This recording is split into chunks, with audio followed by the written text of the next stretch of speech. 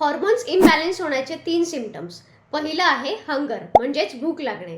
तुम्हाला खूप जास्त भूक लागते किंवा भूक लागल्यानंतर ती कंट्रोल होऊ शकत नाही. कुठल्याही वेळेला भूक लागते किंवा जेवण केल्यानंतर पोट भरल्यासारखे वाटत नाहीये. म्हणजेच तुमचे हॉर्मोन्स इम्बॅलन्स झाले आहेत.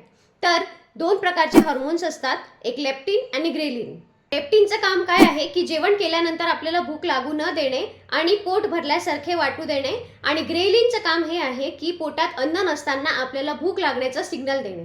जेव्हा हे दोन्हीही हॉर्मोन्स इम्बॅलन्स होतात तेव्हा आपल्या भुकेची सायकल डिस्टर्ब होते आणि आपल्याला फिलिंग ऑफ फुलनेस येत नाही. दुसरं आहे एनर्जी लेवल. तुमची एनर्जी फार चांगली नाहीये. थोडंसं काम केल्यानंतर जर तुम्हाला थकवा येत असेल म्हणजेच तुमचे हॉर्मोन्स इम्बॅलन्स व्हायला लागले आहेत.